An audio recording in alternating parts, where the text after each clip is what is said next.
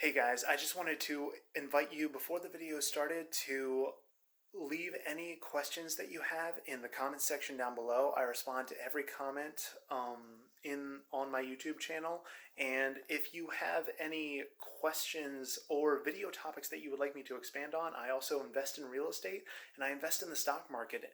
And I don't typically see other travel nurses on YouTube talking about those topics because real estate investing can be somewhat labor intensive, and that can be tough to do as a traveling nurse. And so if you would like to hear more about that, maybe I'll make a video on that in the future. It's something that I'm really passionate about. And if you find anything in this video helpful, just like and subscribe to the YouTube channel. Like this video and subscribe to the YouTube channel. It really helps me out. And I will try to, like I said, respond to any YouTube comments that I get and give you as much help as I can, because I really want to help other travel nurses out there. And so here is the video that I shot on my way home from work yesterday.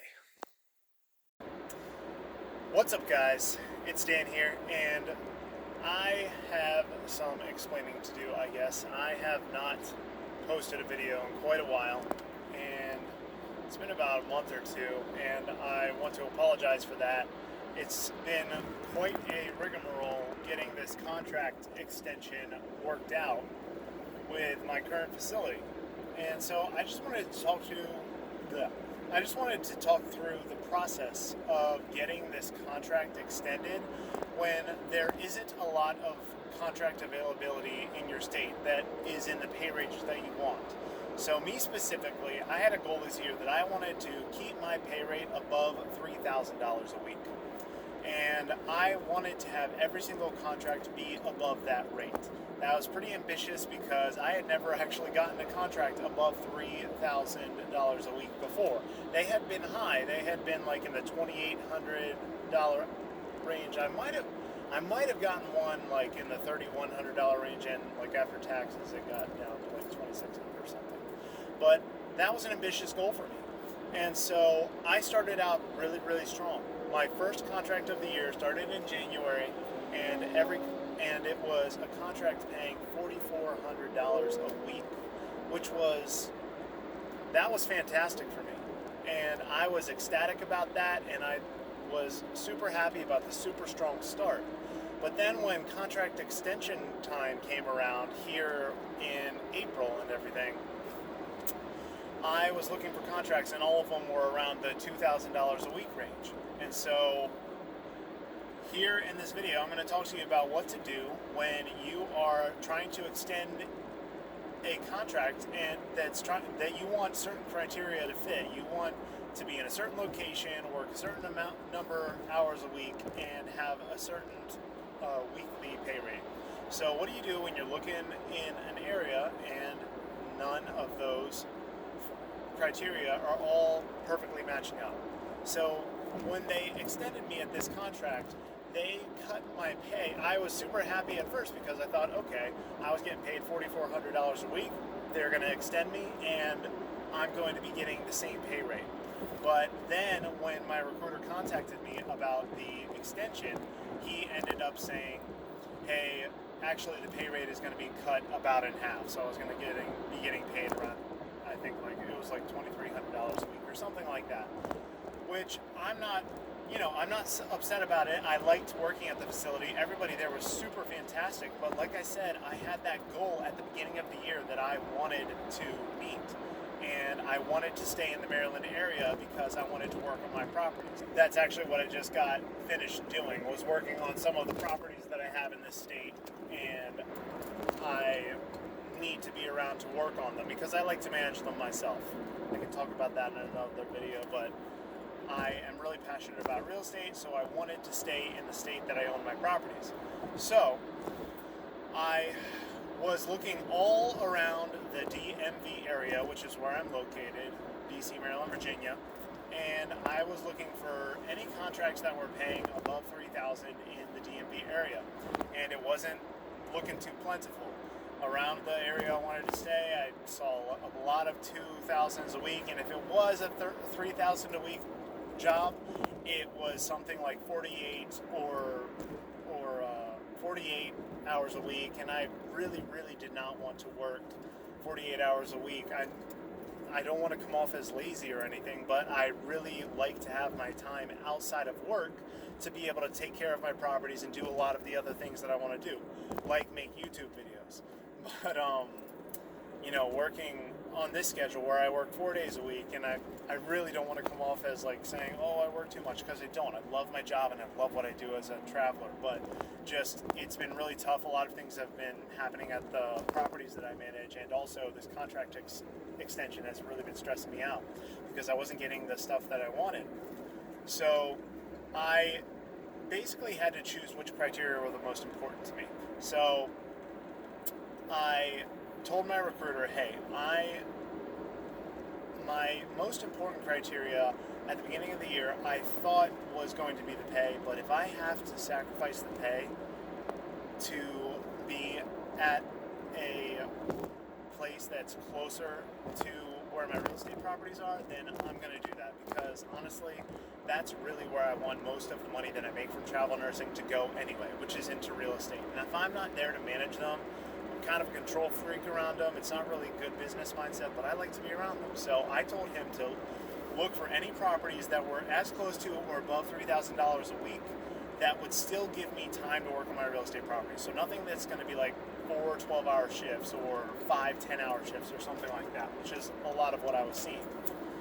And I asked him, I'm really looking to stay above 3,000. That's one of my main criteria, but the main top one was staying around the DMV area.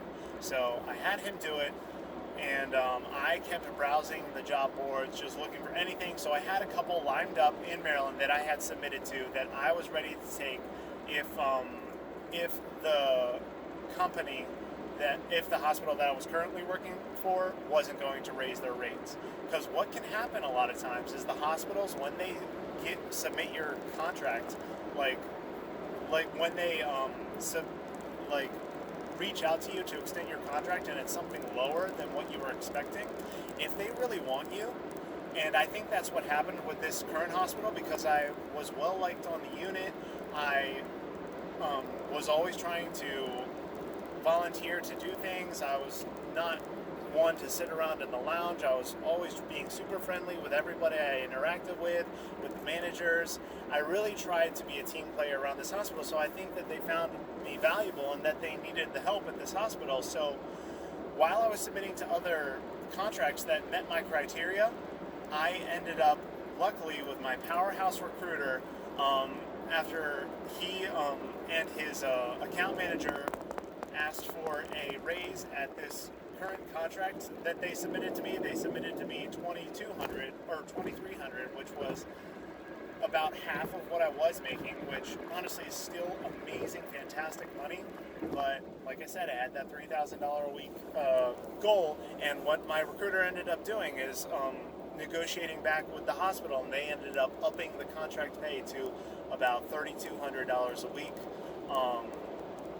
About $3,200 a week, which was about an $800 pay increase, which I was super excited about. I was so happy about that. I was so happy with my recruiter. He could tell that I was super happy on the phone, because it was really, really a great situation with me. I liked the people I work with. I loved the hospital that I was working at, and I was able to keep to my goal that I set at the beginning of the year, which was also really, really important to me.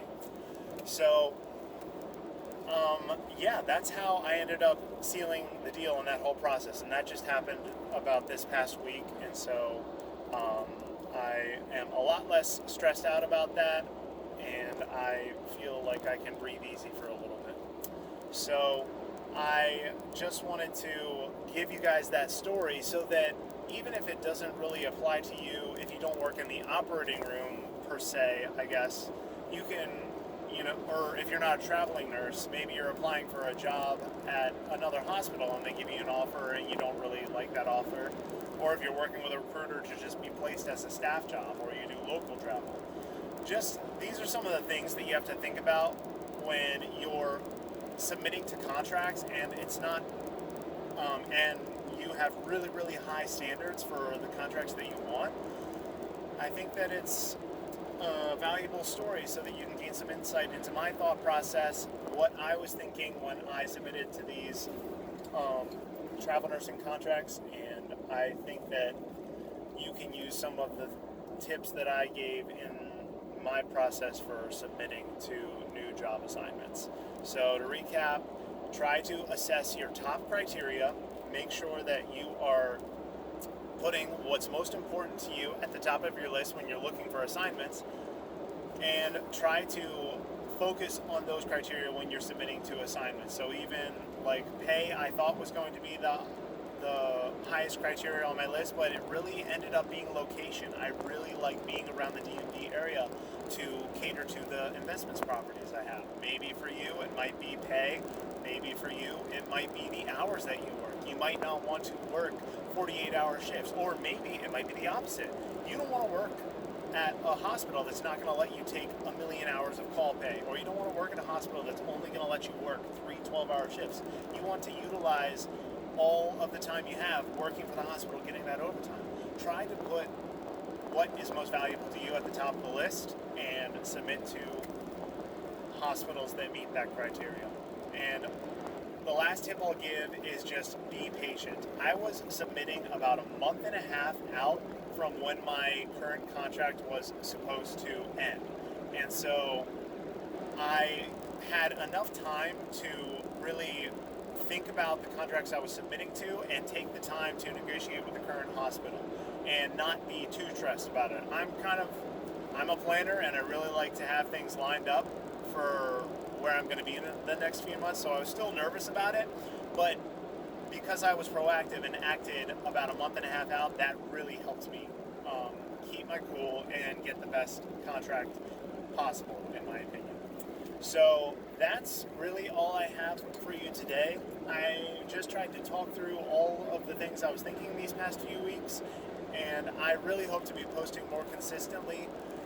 I'm going to assess the sound quality after this video ends, and hopefully if,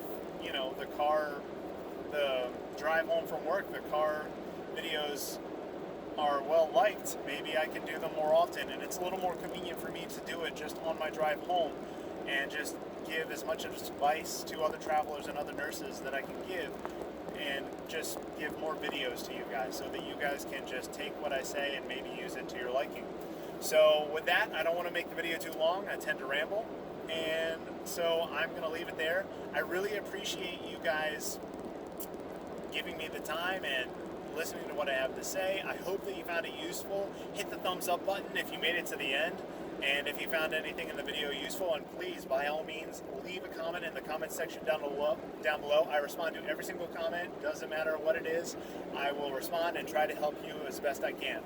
Thanks again, guys. I will talk to you in the next video.